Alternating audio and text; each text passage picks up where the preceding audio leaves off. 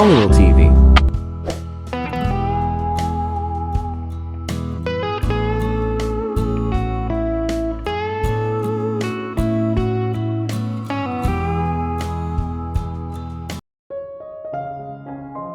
Pagkatapos ng pag-uusap namin ni Mr. Black, wala akong choice kundi bumalik sa mansyon dahil ang dami kong tanong.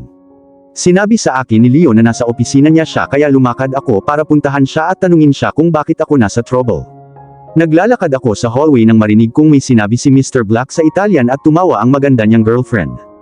Tumayo ako at pinanood sila. They looked so good together, ang sakit titigan. Humigop siya ng whiskey sa baso niya at kinuha iyon ng girlfriend niya at uminom din. Mga 2 minuto akong nakatayo doon at nanunood nang biglang tumunog ang phone ko dahilan para mapaharap ang 2 ulo sa akin. Mahal na marmol na sahig mangyaring buksan at lamunin mo na ako. What the heck are you doing there? Tanong ni Mr. Black sa malamig na tono. Hindi malupit, kalmado lang at malamig, at full of disgust. Hindi ako nakaimik. Hindi ko talaga alam ang sasabihin ko. I came to you know, talk. Ito ay lumabas na parang tanong. O Irish, ngayon ay iisipin niyang snitch ka. Pinasadahan niya ng mga daliri ang jet black niyang buhok. Para siyang nasa cover ng magazine na hindi nakatayo dito na nakatingin sa akin. Magsasalita na sana siya nang may sinabi sa kanya si Jade sa Italian. Tumango lang siya bilang pag-unawa at naglakad na siya palayo. Sumunod ka sa akin. Utos niya na dinala ako sa sitting room. Alam kong ayaw niyang mag-usap kami sa kanyang study dahil puno ito ng droga at baril. Nang makarating na kami sa aming destinasyon, umupo siya at tumingin sa akin na para akong karne. Namilipit ako sa kanyang matinding titig. Bakit ka pumunta dito? Akala ko ba sabi mo hindi ka na magtatrabaho sa akin? Tumango ako na parang bata.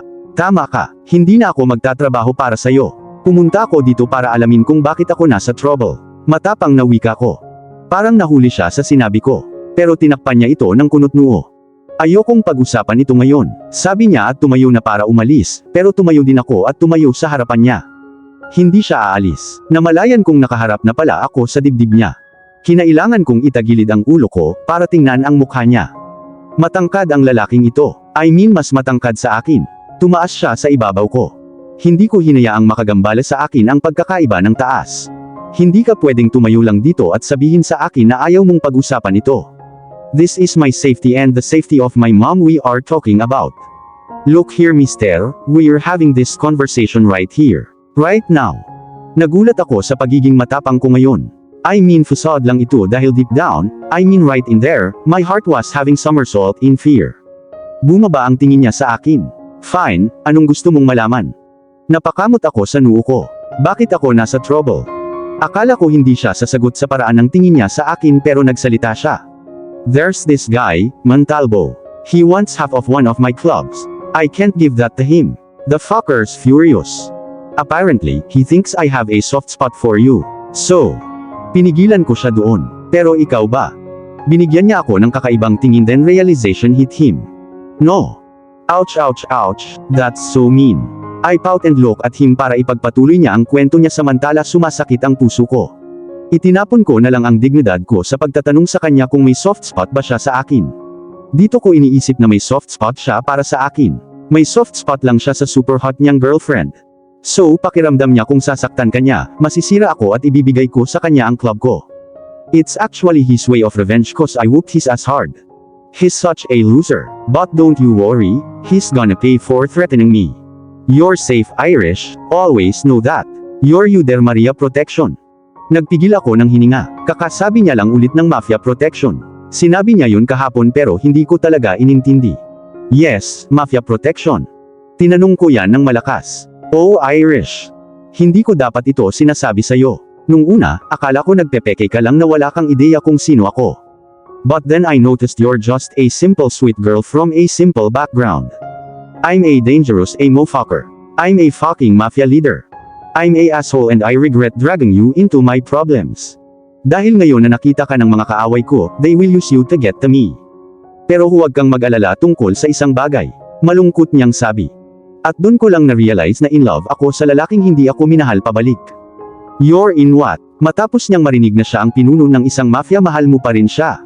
Don't roll your eyes at me. Galit na sabi ni Mr. Black. Maliban na lang kung gusto mong maparusahan. Ang galit sa kanyang mga mata ay agad na napalitan ng pagnanasa habang binanggit niya ang parusahan. Napaiwas ako ng tingin. I wasn't rolling my eyes at you. Kinakabahan kong sabi sa kanya at tumayo para umalis. Wait. Tumalikod ako at humarap ulit sa dibdib niya. Parang mapunit ng dibdib niya ang itim na t-shirt na suot niya. Palagi siyang nakasuot ng itim. Tamang-tama sa kanya ang pangalang Mr. Black. Tumingala ako para harapin siya at hindi iniisip kung paano siya nagkaroon ng pinakamagandang pangangatawan sa mundo. Hinayaan kong kumawala ang isang buntong hininga sa labi ko nang hilahin niya ako sa isang yakap.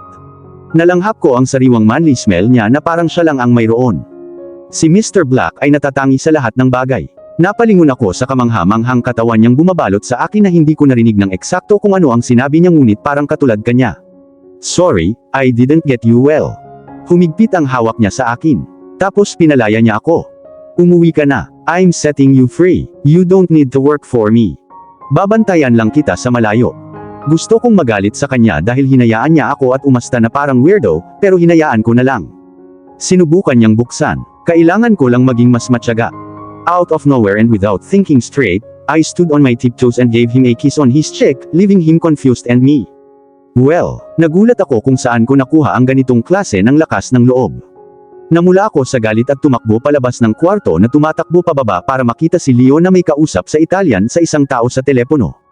Nang makita niya ako ay in-end na niya ang tawag. Mukha siyang galit. So nakausap mo siya? Nagtataka niyang tanong. Napangiti ako nang maalala ko kung gaano kalambot ang pisngi niya. Yeah. About. Something felt of telling Leo about my conversation with Mr. Black. It's our little secret. See you sa susunod na pagpunta ko rito. If I ever do. Sabi ko sabay kuha ng bag ko at lumabas ng mansion, pero hindi ko pinalampas ang galit na tingin na binigay ni Leo sa akin. Ipinagkibit balikat ko ito. Lahat ng tao dito ay may mga issue sa galit. Sumakay ako ng cab at umuwi. Pagdating ko, pumasok ako at nakita ko ang bahay na kakaiba at tahimik. Sabi ni Mommy uuwi daw siya ngayon. Mom, tumawag ako pero walang sumasagot. Mom, this time tanong ko habang sinisimulan ko ng maghanap sa bahay. May mali, naramdaman ko ito. Gulong-gulo ang isip ko habang dahan-dahan akong umaakyat sa hagdan patungo sa kwarto niya. Mommy, nasa loob ka ba? Tanong ko habang binubuksan ang pinto ng kwarto niya. Bumilis ang tibok ng puso ko sa nakitang nasa harapan ko, napasigaw ako. Nagkaroon ng dugo. Dugo kung saan-saan ngunit si Mommy ay wala kahit saan. May nakakuha ng atensyon ko. Isa itong kutsilyong may dugo. Isang luha ang lumabas. Sinundan ng isa pa habang mabagal ang hakbang ko papunta sa nightstand at kinuha ang kutsilyo. Sa ilalim nito ay isang note. Ito ay hindi dugo ng iyong ina, ngunit ito ay mangyayari kung ang iyong kasintahan ay hindi makikipagtulungan.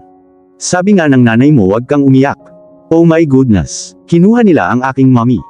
Galit na galit kong hinanap ang phone ko sa bag ko at nang makita ko ito, napansin kong may 7 missed calls ako mula kay mommy. Namulat sa isip ko ang pagtatangka ni Mommy na tawagan ako noong nasa mansyon ako at tuluyan ko itong hindi pinansin dahil sa atensyon na nakukuha ko mula kay Mr. Black at sa kanyang girlfriend.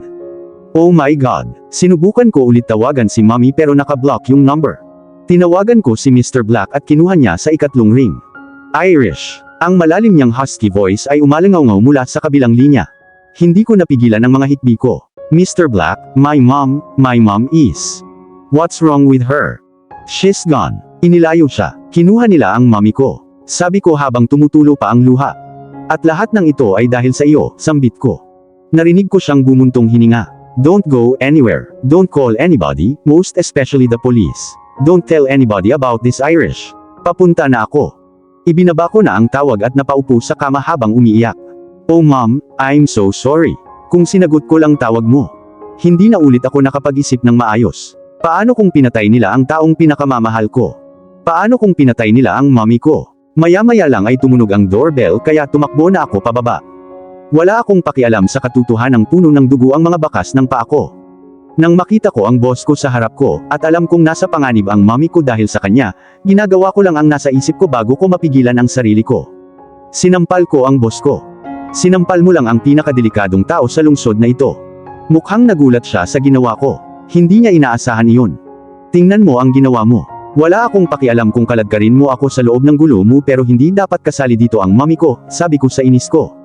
There's blood everywhere. Nag-iwan pa sila ng note. My mom is in danger, we need to find her.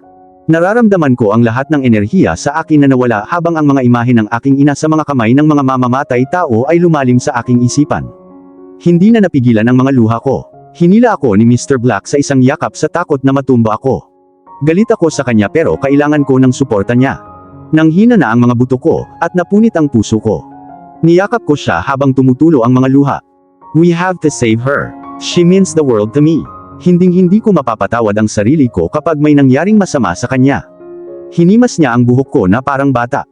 It's alright Irish, everything's gonna be alright. I'm right here. Alam kong hindi ko dapat naramdaman ang nararamdaman ko ngayon, pero ang yakap niya ang nagpakalma sa akin. Dinala ko siya sa kwarto ng mami ko, kumuha siya ng ilang litrato at ang note at kutsilyo. Pagkatapos ay tumawag siya sa isang cleaning agency upang gawing malinis ang bahay. Napagtanto ko na ito ang mismong ahensya na palaging nagpapadala ng mga manggagawa upang linisin ang kanyang mansyon. Ilang beses din siyang tumawag sa telepono at nagsalita sa purong Italian. You can't stay here Irish. Seryosong tono niyang sabi nang ibinaba niya ang tawag mula sa huling tawag. Umiling ako bilang pagtanggi. I'm in this mess because of him and now he think he can order me around. No, I'm staying here kasi baka biglang sumulpot si mommy. Nagdilim ang kanyang mga mata sa galit. Hindi siya sanay na makatanggap ng salitang no. Just quit being stubborn. You can't stay here anymore. It's risky, and your mom will not coming soon. Your safety is my priority. But Irish for once just listen to me. Is that too much to ask for? Alam kong nauubos na ang pasensya niya pero ito ang aking mommy na pinag-uusapan. Lumingon ako. Ayokong tingnan siya sa mata. Ang mommy ko ang pinakamahalagang tao sa buhay ko at kung sinabi niyang hahanapin niya siya, kailangan ko lang pilitin ang sarili ko na maniwala sa kanya. Saan ako titira? Sa bahay ko. Sapat na yun para bigyan ako ng panic attack. Just trust me on this one. My house is well secured and has enough guards. You'll be safe there. I want to keep you low-key for now habang tinutuntun ko kung sino ang nasa likod nito. Sabi niya na parang negosyo ang tono. Napansin ko kung paano nakakuyom ang kamao niya. I'm so going to kill whoever is toying with you. Naguguluhan na ako. Hindi ako pupunta sa mansyon. Pinasadahan niya ng kanyang mga daliri ang kanyang luscious black locks. Hindi mansyon ang tinutukoy ko. I'm talking about the place I go to whenever I need my space. Nag-impake ako ng isang bag na puno ng mga pangangailangan at damit at bumaba upang makita ang aking boss na sumasagot sa isang tawag sa telepono. Nang mapansin niya ang presensya ko ay tinapos niya ito at nagsalita. The agency would be here in 15 minutes. Iwanan mo na lang bukas ang bahay. Kapag tapos na sila, ipapadala nila sa akin ang mga susi. Let's go, we have a flight to catch right now. Napaawang ang bibig ko. Hindi mo man lang ako tinanong kung may passport ba ako. Sinubukan kong makipag-reason out sa kanya. Hindi ako nagtanong dahil alam kong meron ka, paano ka pa lumipat sa lungsod na ito? Iritadong tanong niya. Inilibot ko ang paningin ko. Well, you still have to ask. My passport is in my room.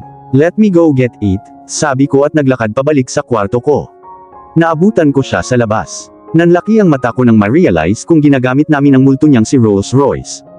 I know you like my cars, I'm gonna get you one like this when we reach Italy. Nagsimulang umikot ang ulo ko. Magbibigay sana ako ng komento tungkol sa bagay sa kotse ngunit sa Italy. Pupunta tayo ng Italy. Tumango siya at pumasok na lang sa sasakyan. Pumasok na rin ako at nagsimula na siyang magmaneho bago ko pa maisuot ang seatbelt ko. Nung sinabi mong pupunta tayo sa bahay mo, akala ko baka somewhere in the city, tapos sasabihin mo lilipad tayo papuntang Italy. Masyadong malayo yun Mr. Black. Napansin ko kung paano humigpit ang hawak niya sa manibela. What the fuck is wrong with you? Hindi Black ang pangalan ko. Tumahol siya at napaatras ako. Okay Irish, if you keep talking, baka itapon ka niya sa bangin kaya tumahimik ka na lang. Tahimik lang ako sa buong biyahe papuntang airport. Nang makarating kami, nakita ko si Roberto. Lumapit siya at kinawayan ako ng nakakaakit ng ngiti, saka nagsimulang makipag-usap sa boss ko, sa wikang Italian. Nang matapos sila, sumakay si Roberto sa RR at nagmaneho. Napansin ko na ibang direksyon ang pupuntahan namin mula sa ibang tao. Saan tayo pupunta? Hindi niya pinansin ang tanong ko at hiniling niya ang passport ko. I rolled my eyes at him again and I knew it was getting on his nerves. Well, wala akong pakialam. Inabot ko sa kanya ang passport at nagpatuloy kami sa paggalaw. Nang makarating kami sa ibang airfield ay napagtanto kong lumilipad kami sa pamamagitan ng private jet. Tatlo ang mga jet na iyon. Dalawang itim at isang puti, lahat ay may initial. AMR. Choose one. Walang ganang sabi niya at muntik na akong mawalan ng malay. Gaano karaming pera ang maaaring magkaroon ng isang tao? 3 jet, sobra lang iyon. Inip niyang tinignan ang kanyang relo at napansin kong may piloto at 2 host sa gilid. Wala akong pinipili kaya humalukip-kap ako at ang aksyon ay naging dahilan para mapatingin siya sa boobs ko. Napansin kong nagdilim ang mga mata niya. Fine, have it your way. Marcus, we're flying with the Black Eagle. Tapos humarap siya sa akin at bumulong. You've been such a bad girl, it's about time na maparusahan ka. At dito na po, nagtatapos ang part 10 ng ating kwento. Sabay-sabay po nating abangan ang susunod na kabanata. Maraming salamat po. God bless and ingat po tayong lahat.